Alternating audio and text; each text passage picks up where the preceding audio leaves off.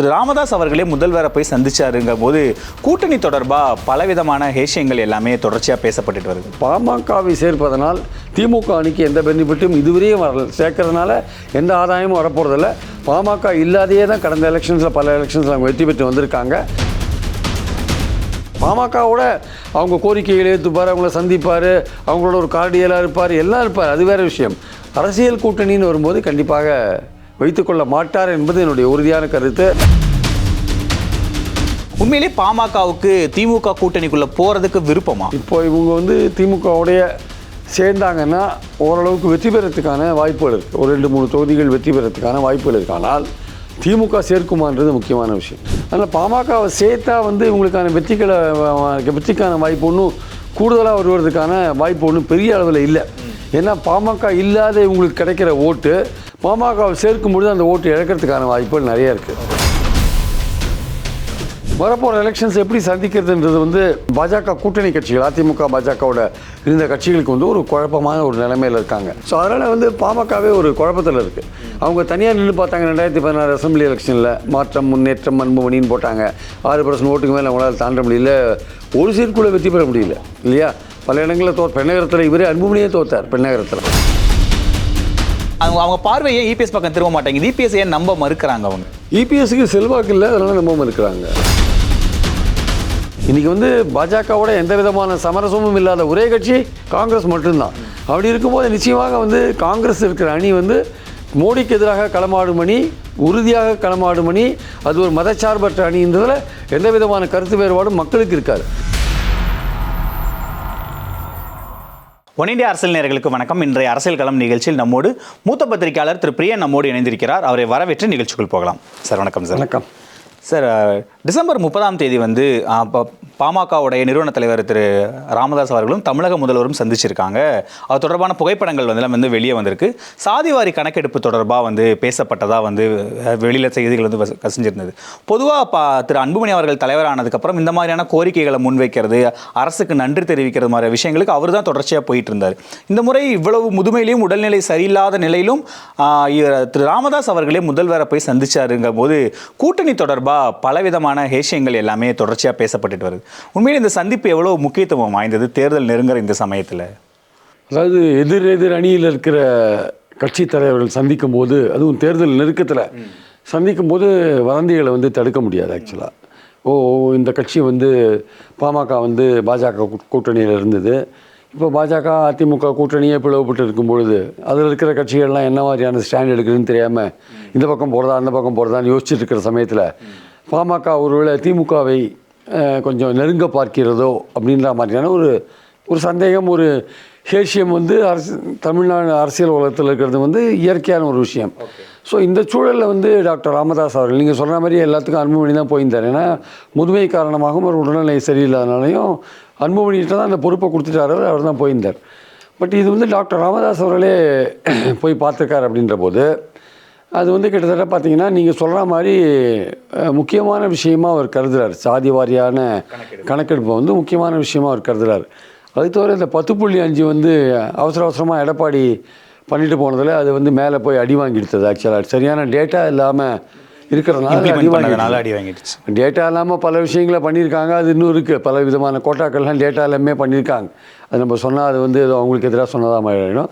பல விதமான ஒதுக்கீடுகள் டேட்டா எல்லாமே கூட நடந்திருக்கு. ஆனால் இந்த வன்னியர்களுக்குன்னு வரும்போது சுப்ரீம் கோர்ட் முடிச்சுட்டு ஏதோ டேட்டாலாம் இல்லை அப்படின்னு சொல்லிட்டு அதுக்கு ஏதோ இடைக்கால தடை கொடுத்து வச்சுருக்காங்க. ஸோ அந்த தடையை உடைக்கணுன்னா டேட்டாவோட நீங்கள் போகணும்.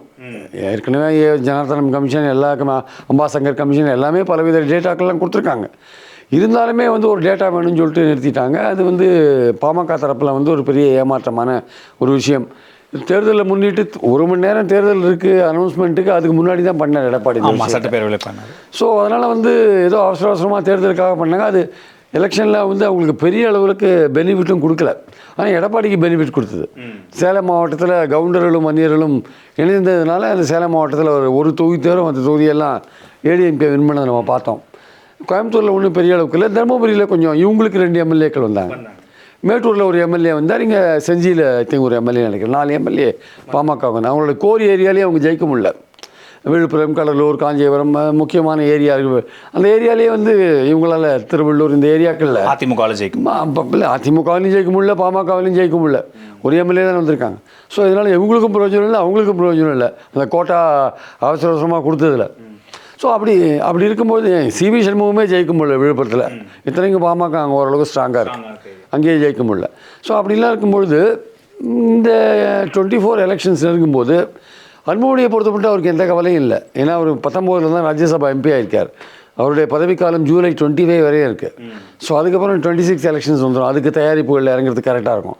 ஸோ அவர் வந்து அவரை பொறுத்த மட்டும் அவருக்கு பதவின்னு ஒன்று இருக்குது. அதனால் 24 ஒரு போட்டி போட வேண்டிய கட்டாயம் எதுவும் இல்லை அங்கே ஆக்சுவலாக. ஸோ மற்ற யாராவது தான் அவங்க பாமகவில் போட்டி போடுவாங்க. அவங்க எந்த கட்சியோட கூட்டணி வச்சாலும் குறைஞ்சது 7 இடங்கள் கேட்குறாங்க. 7+1 இல்லை 5+1 அந்த மாதிரி தான் ராஜ்யசபாவோடு சேர்த்து தான் கேட்பாங்க. +1 தான் கேட்பாங்க எப்போதுமே.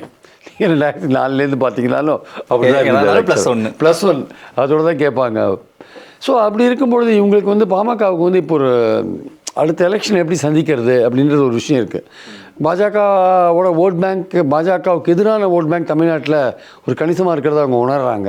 ஸோ அதனால் பாஜகவோட எப்படி ஏடிஎம்கேல இப்போது எடப்பாடி சொல்கிறாரோ பாஜகவோட சேர்றதுனால எங்கள் தொண்டர்களுக்கு விருப்பம் இல்லை, எங்களுக்கு ஓட்டு வரலன்னு சொல்கிறாரோ, அது உண்மையாக சொல்கிறாரோ இல்லை வேறு எது காரணங்களுக்காக சொல்கிறாரோன்னு அவருடைய அந்த நரேஷன் இருக்குல்ல, அவர் சொல்கிற விஷயங்கள் ஏற்றுக்கக்கூடிய ஒரு விஷயமா இல்லை. அவர் இறுதிக்கட்டத்தில் அவர் வந்து பாஜகவோட போவார் அப்படின்றது என்னுடைய கருத்து.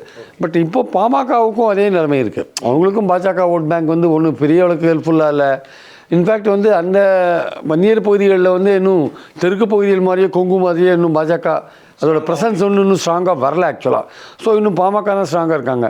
அப்போது பாமக வந்து பாஜகவோட கூட்டணியில் இருந்தால் அந்த சென்ட்ரல் டிஸ்ட்ரிக்டில் 2 இடங்களை வந்து பாஜக கேட்டாங்கன்னா அவங்களுக்கு நீங்கள் கொடுக்க வேண்டியிருக்கும்ல, பாமக ஒர்க் பண்ண வேண்டியிருக்கும். ஆனால் அவங்களுக்கு ஒர்க் பண்ணான்னா அவங்களுடைய ஓட் பேங்க் எதுவும் அவங்களுக்கு ஒர்க் பண்ணாது. பட் திமுகவுக்கு அப்படி இல்லை. திமுகவுக்கு இன்னும் சென்ட்ரல் டிஸ்ட்ரிக்டில் அவங்களுடைய ஓட் பேங்க்கும் கொஞ்சம் இருக்குது, பாமக ஓட் பேங்க்கும் கொஞ்சம் இருக்குது, ஏடிஎம்கேயும் இருக்குது. ஒட்டுமொத்தமாக பாமக தான் எல்லாமே வன்னியர்கள்லாம் பாமகக்குன்னு கிடையாது. அதில் ஏடிஎம்கே ஷேர் இருக்குது, டிஎம்கே ஷேர் இருக்குது. பாமக கொஞ்சம் அதிகமாக இருக்கலாம், அதுக்கு அடுத்தது டிஎம்கே இருக்கலாம். டிஎம்கே அட்வான்டேஜ் என்னென்னா டிஎம்கேக்கு மற்ற கேஸ்ட்லாம் ஓட்டு போடுவாங்க, அது ஒரு அட்வான்டேஜ் இருக்குது. ஸோ பாயிண்ட் என்ன, அதை வந்து பாமக ஒத்துக்க மாட்டாங்க சொன்னால். ஸோ இப்போ இந்த சூழலில் வந்து வரப்போகிற எலெக்ஷன்ஸ் எப்படி சந்திக்கிறதுன்றது வந்து இந்த பாஜக கூட்டணி கட்சிகள், அதிமுக பாஜகவோட இருந்த கட்சிகளுக்கு வந்து ஒரு குழப்பமான ஒரு நிலைமையில் இருக்காங்க. அவங்க என்ன வெயிட் பண்ணிட்டு இருக்காங்கன்னா இந்த ரெண்டும் சேருமா, அதிமுக பாஜக ஒன்றா சேருமா, சேர்ந்தால் கூட அதில் சேரத்துக்கான வாய்ப்புகள் இருக்குது. அது ஒரு ஸ்ட்ராங்கான ஒரு கூட்டணியாக கூட எமர்ஜ் ஆகிறதுக்கான வாய்ப்புகள் இருக்குது. ஏன்னா இப்போ பாஜக அடுத்த கட்டமாக போகும்போது அவங்க இந்த இடைப்பட்ட காலத்தில் வந்து அவங்க கட்சியை கொஞ்சம் அடுத்த லெவலுக்கு ஓரளவுக்கு ஓட்டு பர்சன்டேஜ் இன்க்ரீஸ் பண்ணுற அளவுக்கு போயிட்டு இருக்கிறத நம்ம பார்க்குறோம். நம்ம எந்த அளவுக்கு இன்க்ரீஸ் ஆகிருக்குன்னு தெரியாது.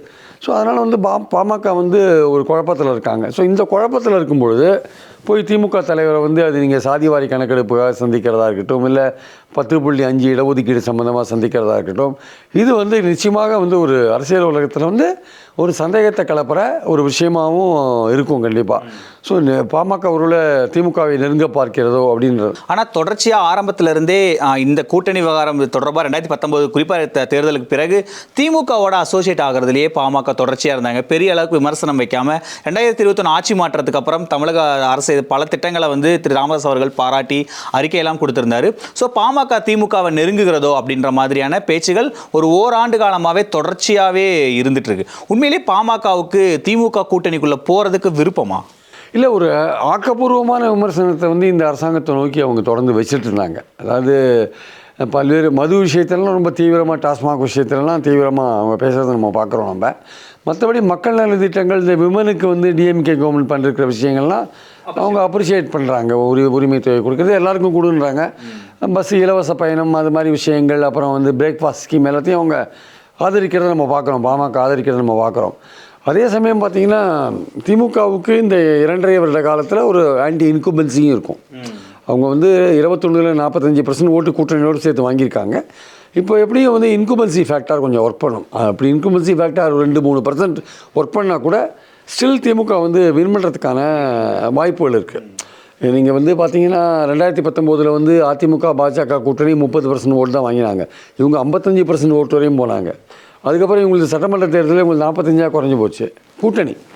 அவங்களது வந்து கிட்டத்தட்ட வந்து ஒரு 37 38 அந்த லெவலில் அவங்களது 33 நினைக்கிறேன் அவங்களது வந்தது ஆக்சுவலாக.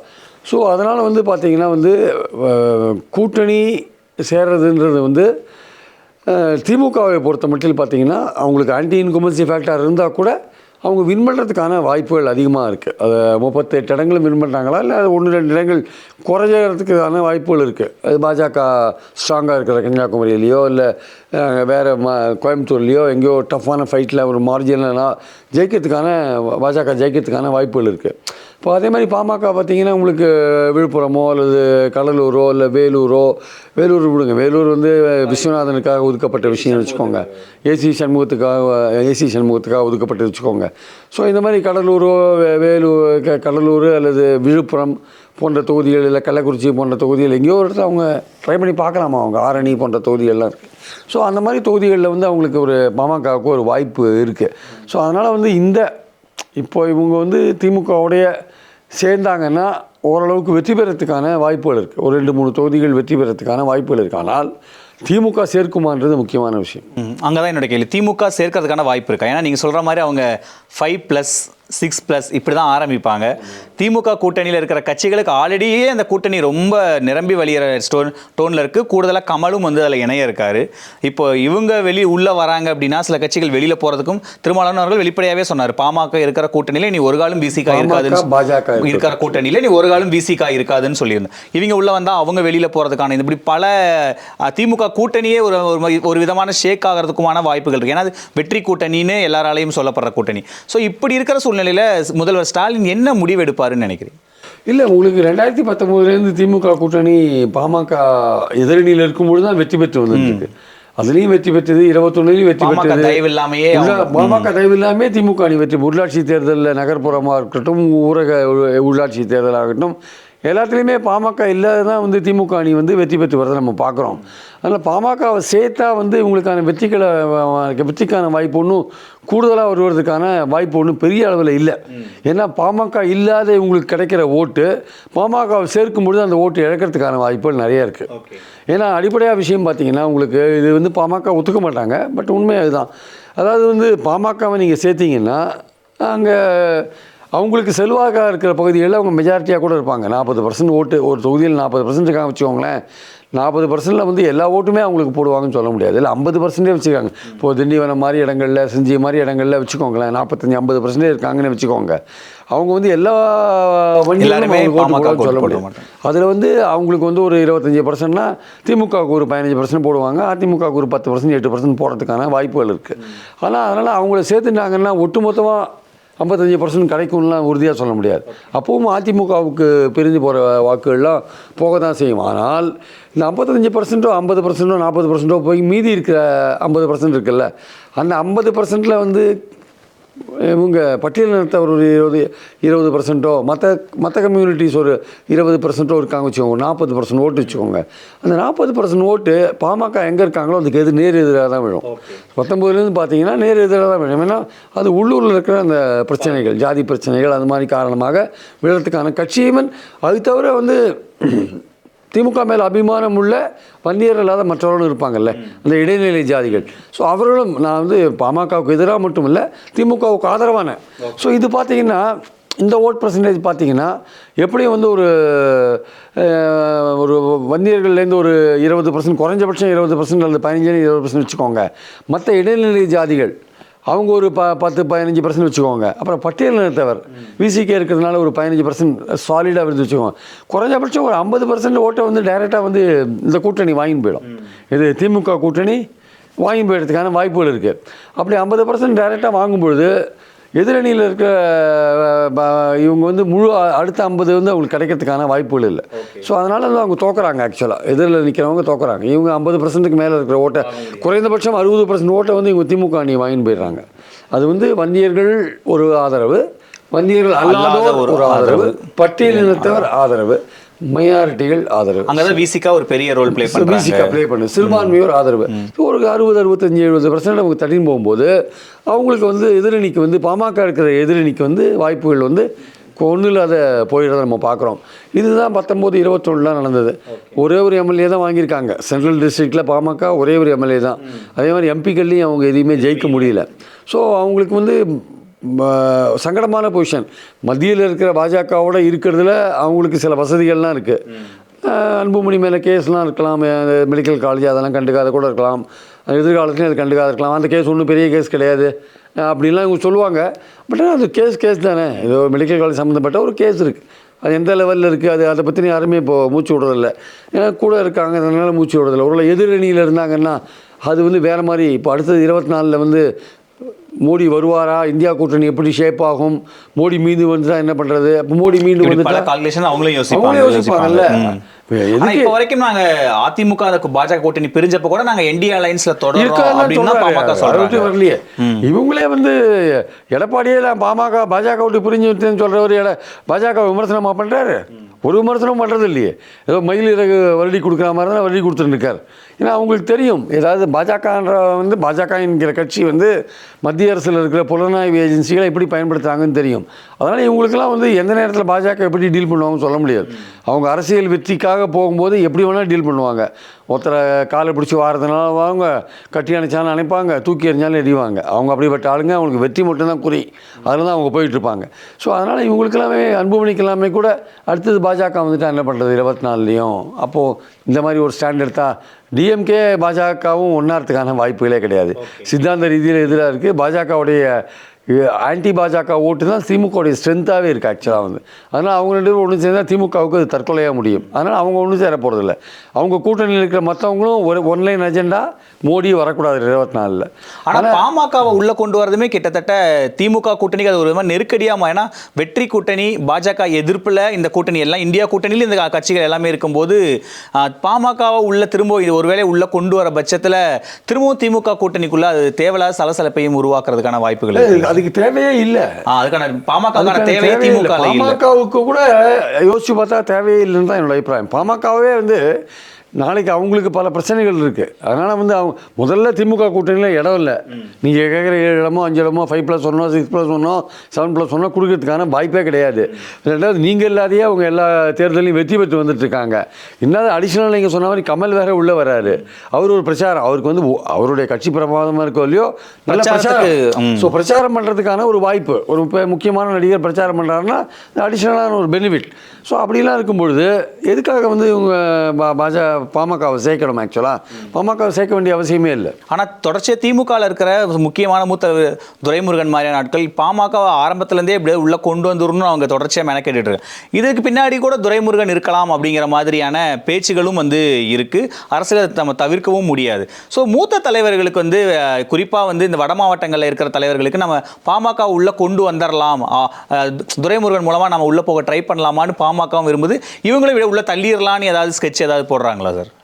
இல்லை, அதாவது இப்போது துரைமுருகன் கருமந்தி வீரபாண்டியா இருந்தார். இவங்கெல்லாம் வந்து எப்படியும் பாமக உள்ளே கொண்டு வரணும்னு ட்ரை பண்ணி அதான் பாமகவோட அலையன்ஸ் வரும்போது அது 2004லையாக இருக்கட்டும் இல்லை 1999லையாக இருக்கட்டும் பாமகவோட ஒரு அலையன்ஸ் வரும்போது இவங்கெல்லாம் ஒர்க் பண்ணுவாங்க. எப்படியாவது பாமக உள்ளே கொண்டு போகணும், சீட் கொடுக்கறதெல்லாம் ஒரு அது வந்து ஒரு வன்னியர்கள்ன்ற முறையில் அவங்க அதை பண்ணுவாங்க. நம்ம பாமக என்ன ரோலுங்கிறது தான் இங்கே பிரதான. பாமக வர்றதுனால திமுக அணிக்கு என்ன பெனிஃபிட்ன்ற ஒரு பாயிண்ட் இருக்குல்ல, அதில் வந்து நிச்சயமாக எந்த பெனிஃபிட்டும் இல்லைன்றது கடந்த காலத்தோட தரவுகள் சொல்கிற ஒரு விஷயம்.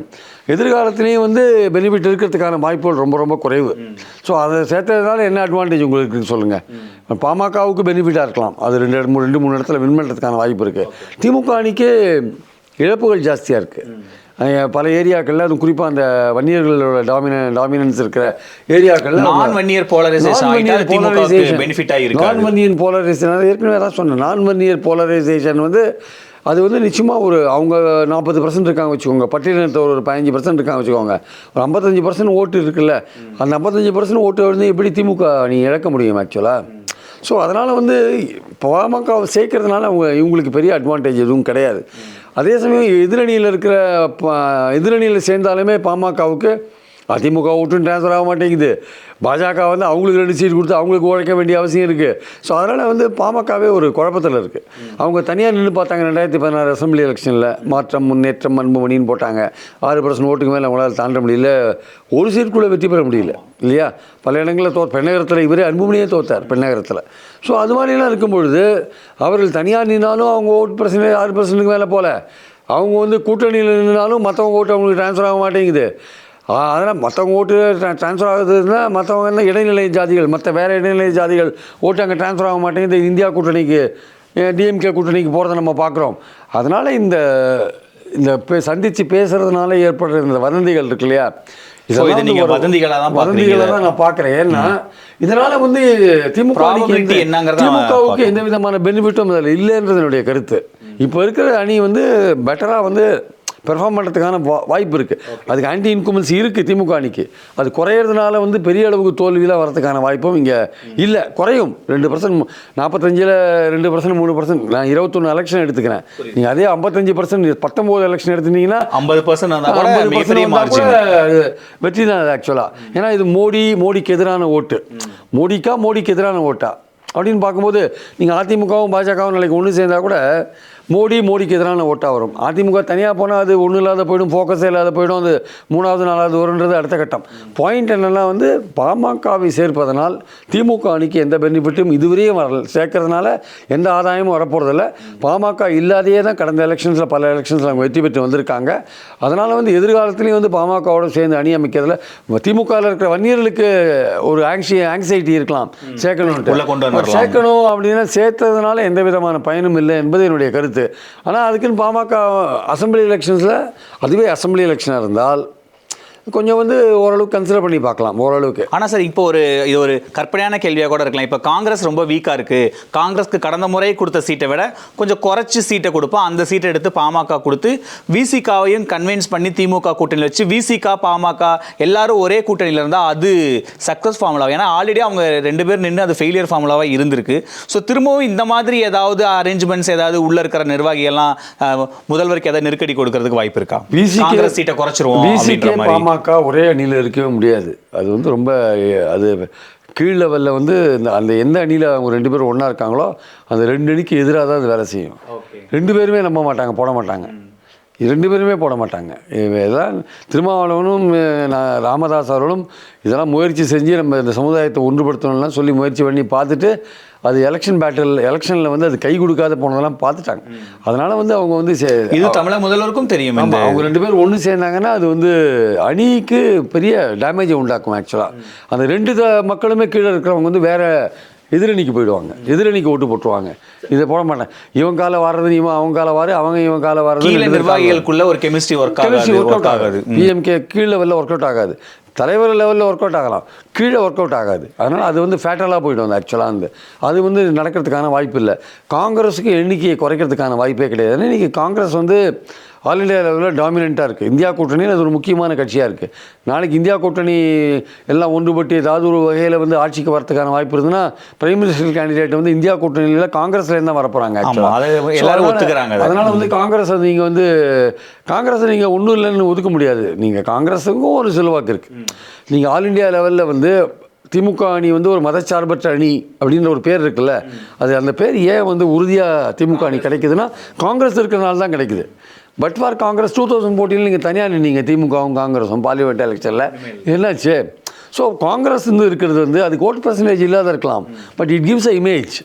அந்த அணிக்கு வந்து இமேஜை கொடுக்குது. இன்றைக்கி வந்து பாஜகவோட எந்த விதமான சமரசமும் இல்லாத ஒரே கட்சி காங்கிரஸ் மட்டும்தான்.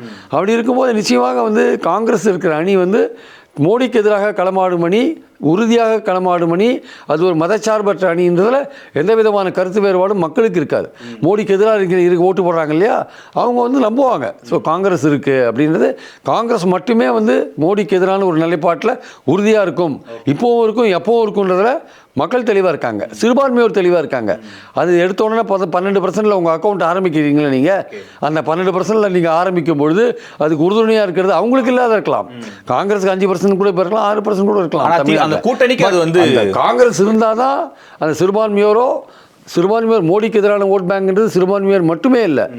மோடியோட பாலிசி பிடிக்காதவங்க எவ்வளோ பேர் இருக்காங்கல்ல, அது அவங்க எல்லோருமே சேர்த்து எல்லாருமே வந்து காங்கிரஸ் இருக்கும்பொழுது தான் அந்த அணிக்கான உரிய மரியாதை மதச்சார்பற்ற அணின்ற விஷயம் கிடைக்குது. அதனால் அதை வந்து கடுப்பேற்றுற மாதிரி வந்து ஸ்டாலின் அவர்கள் அந்த எஸ்சிடி எண்ணிக்கையை குறைக்கிறது போன்ற விஷயங்கள்லாம் செய்ய மாட்டார். செய்தால் அதெல்லாம் வந்து ஒரு அதிருப்தியை உண்டாக்கி அது அணிக்கு தான் கெட்ட பேரை கொண்டு வரும். ஸோ அதுக்கு உரிய மரியாதை காங்கிரஸுக்கு கொடுக்க வேண்டிய அவசியம் ஸ்டாலினுக்கு இருக்குது. ஸ்டாலினும் என்ன சொல்கிறாரு, காங்கிரஸ் தலைமையில் தான் இந்தியா கூட்டணி அமையணும் தான் சொல்கிறாரு, தேர்தலுக்கு முன்னாடி அமையணும் தான் அவர் சொல்கிறார்.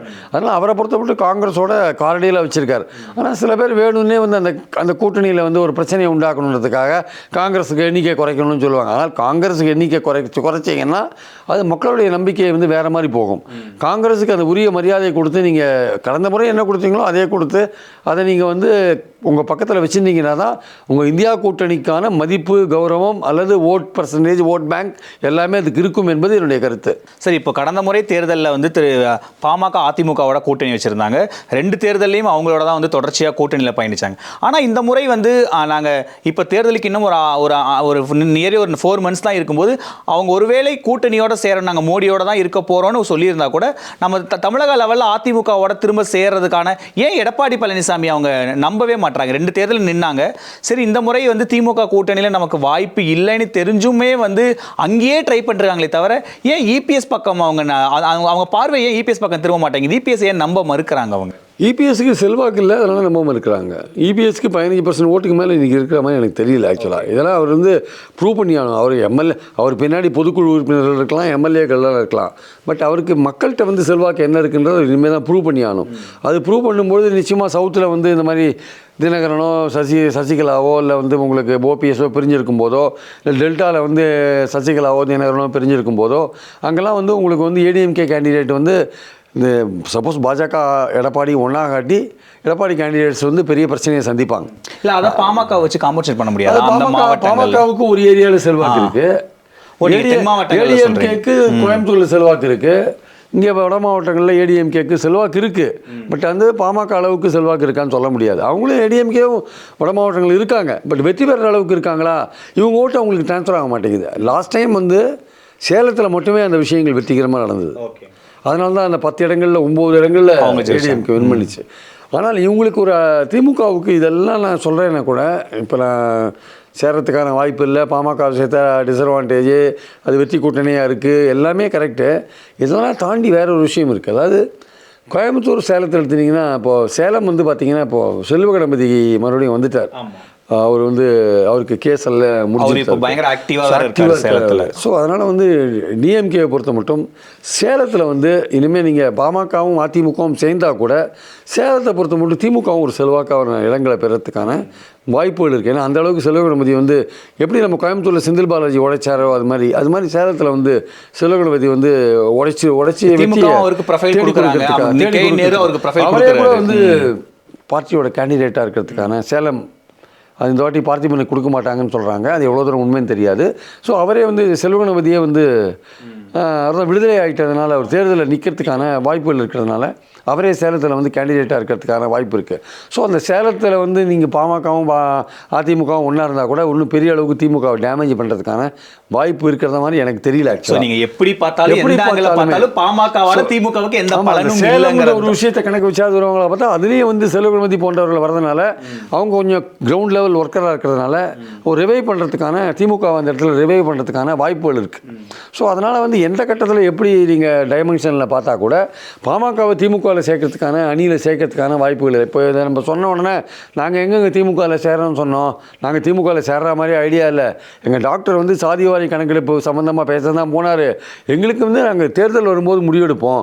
26 பொறுத்த மட்டும் நாங்கள் வந்து தனியாக போகிறது நாங்கள் தான் வந்து எங்கள் தலைமையில் தான் கூட்டணி நாங்கள் ஏற்கனவே சொல்லிட்டோம். 24 பொறுத்த மட்டும் நாங்கள் அப்புறம் தான் டிசைட் பண்ணணும்னு சொல்லிட்டோம். நாங்கள் திமுக அணிக்கு போகிற மாதிரி நாங்கள் சொல்லலை. நாங்கள் போனது வந்து வேறு ஒரு விஷயத்துக்காக போனோம் அப்படின்னு பாமக தரப்புலன்னு சொல்லுவாங்க. ஆனால் அரசியலில் வந்து நிச்சயமாக 2019 எலெக்ஷன்ஸில் பாமக வந்து பாஜக அணியில் சேரும்னு நீங்கள் எதிர்பார்த்தீங்கன்னா கடைசி நேரத்தில் அதிமுகவோடலாம் வந்து சேர்ந்தாங்க, டைப் வச்சுருந்தாங்க. அதனால் அரசியல்ன்றது எந்த நேரத்தில் என்ன மாதிரியான விஷயங்கள் நடக்கும். இப்போ அதிமுகவும் பாஜகவும் கடைசி நேரத்தில் ஒன்று சேரத்துக்கான வாய்ப்புகள் இருக்குது.